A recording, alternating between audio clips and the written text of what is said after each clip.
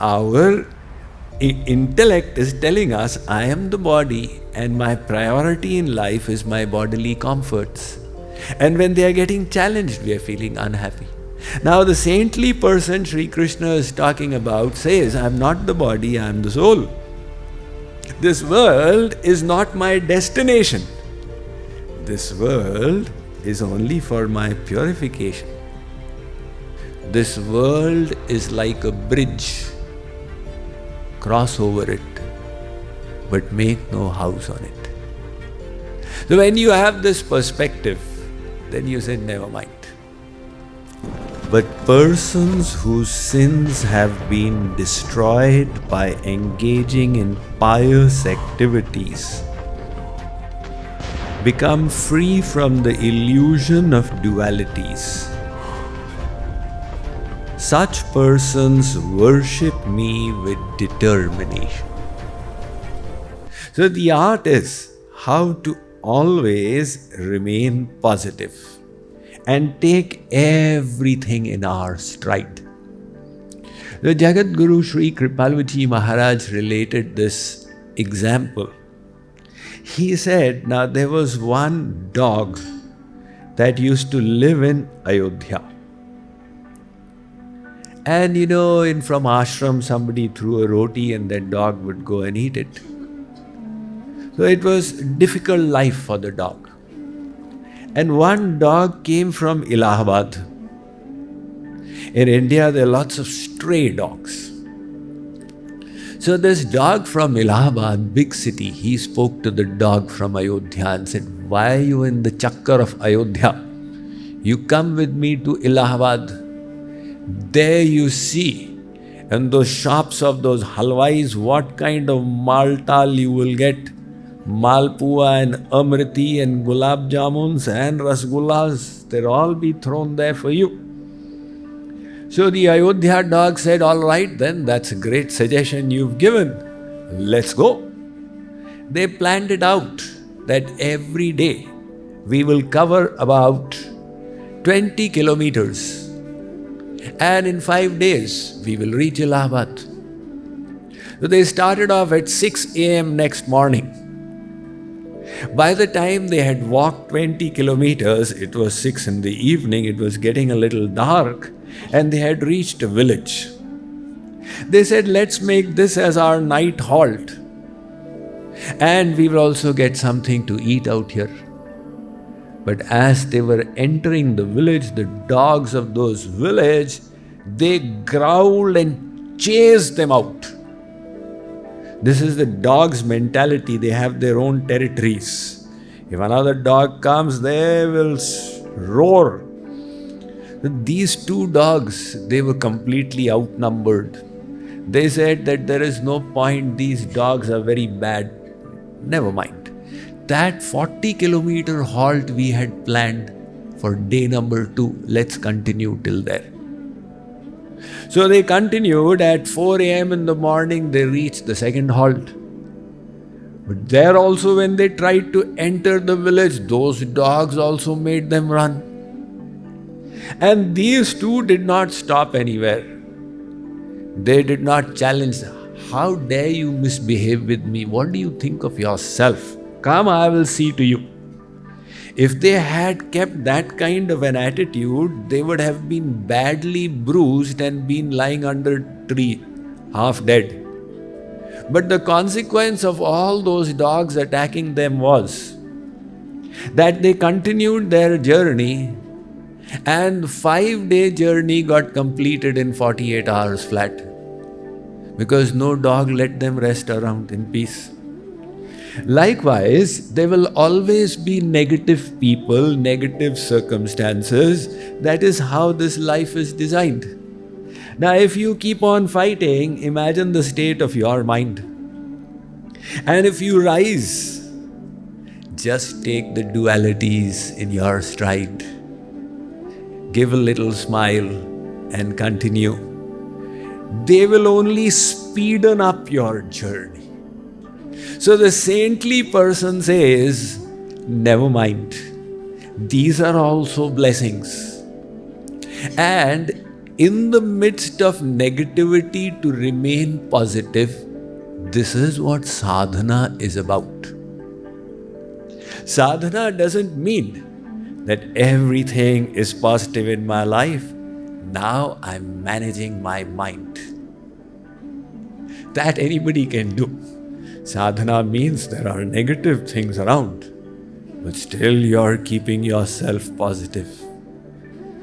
Sadhana means that there's a reason to be disturbed, but you are not disturbed. There is a reason to be attached, but you are not attached. There's a reason to be proud, and yet you are feeling normal.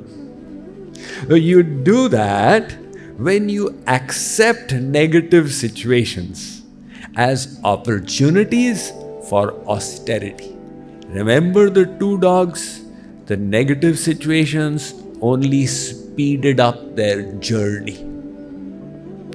So Sri Krishna is saying, Arjun, those people who have destroyed their sins. Now this is a way of saying those who have purified their hearts. So such kinds of people, they become free from the illusion of dualities. So they take both of them as the graces of God.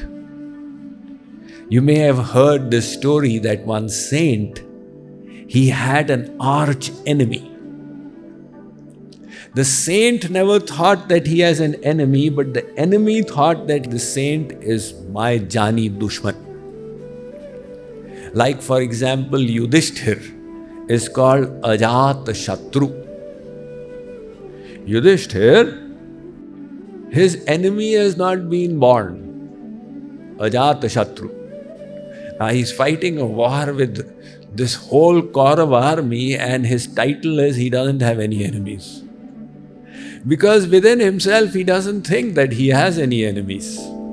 He is beyond those dualities. So likewise this Mahatma, there's somebody who considered him as an arch enemy. And he was always criticizing and blaspheming this Mahatma. And one day the news came to the ashram that that man has died. All the disciples were so relieved. Guruji, today we should have a party and cut a cake. That man is no more. Guruji started crying. People asked, Arey Guruji, why are you crying? Guruji said, because of him, I was making speedy progress. He was ensuring my progress. Now when he is no more, I have got worried that how will I continue doing my sadhana well? Because doing your sadhana well requires being tested in negativity.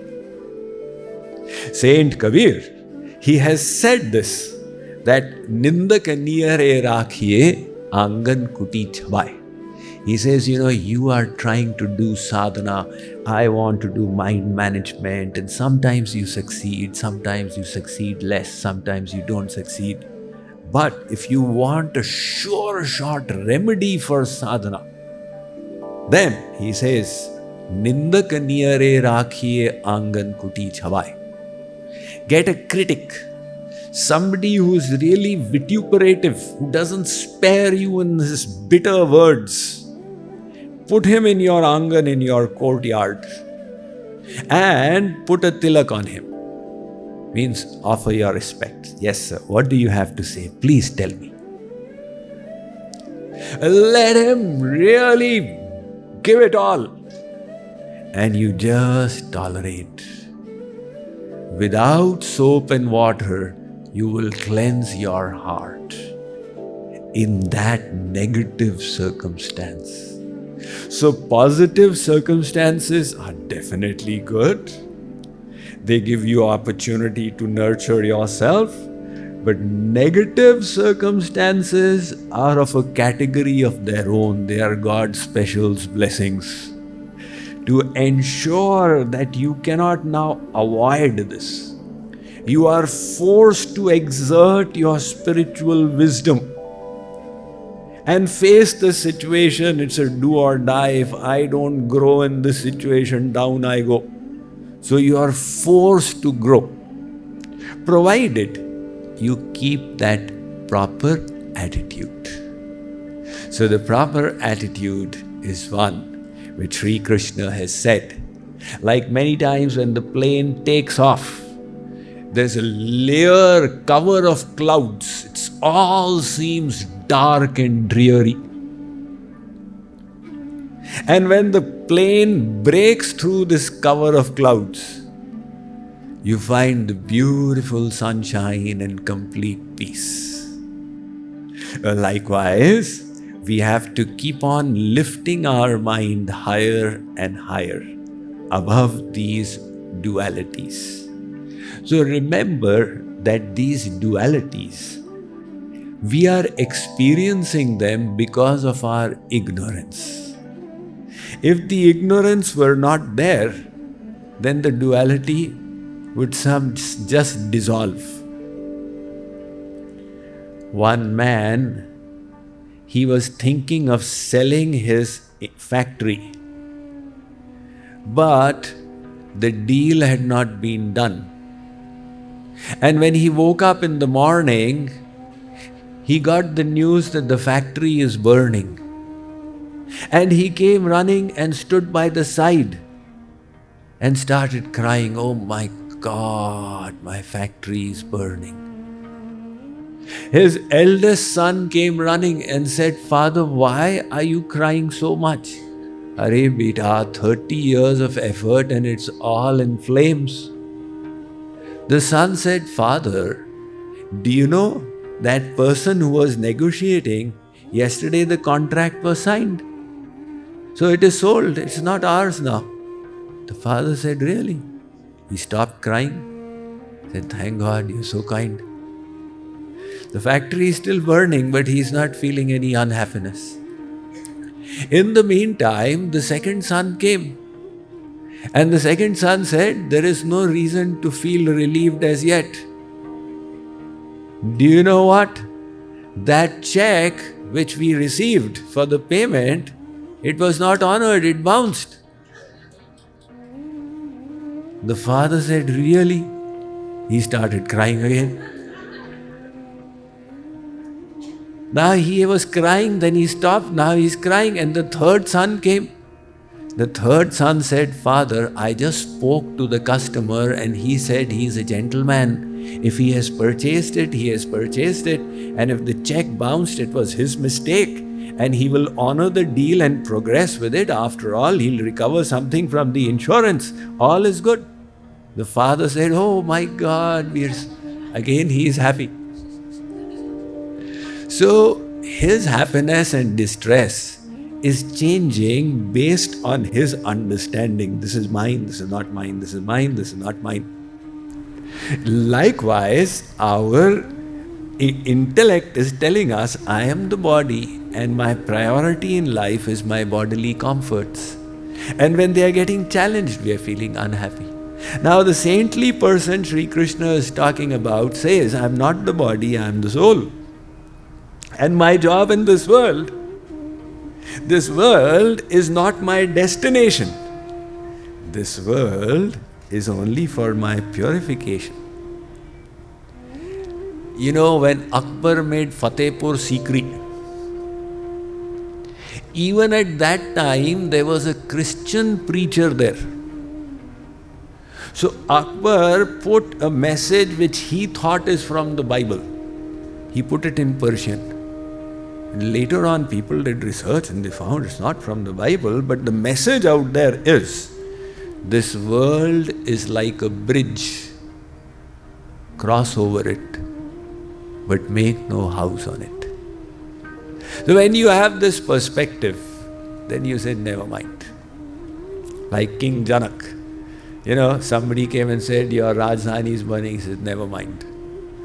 That kind of knowledge enables us to put number one value in our value system, our growth. Grow from within. And when that becomes the perspective, then we try and find the peace in our heart. that nobody can snatch away from us. If your peace is dependent on circumstances, it can be snatched away. Some people's peace is snatched away very easily. People come and say, Swamiji, I am so disturbed. You did not smile at me today. Look, when there are 300 people, I may have forgotten to smile at one person, but if your peace is dependent on this, then my God, you're really in trouble. You have to find a peace that's irrespective of everything. The Buddha had a disciple called Sariputra. So Sariputra went into the ashram and he practiced his sadhana and achieved proficiency and found great peace. And he started relishing and enjoying that peace. And the Buddha said, you better get out of the ashram. I need you to go out now and do seva outside.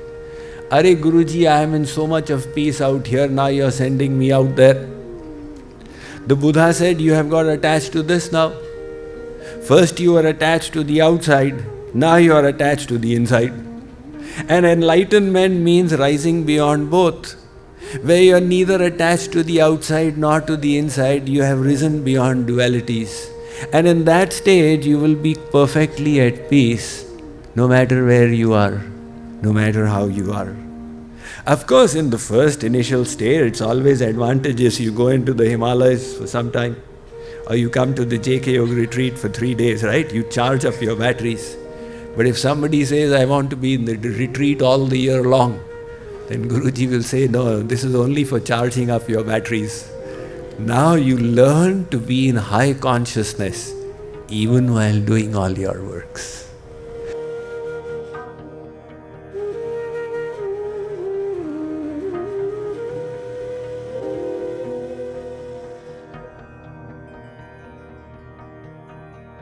Thank you.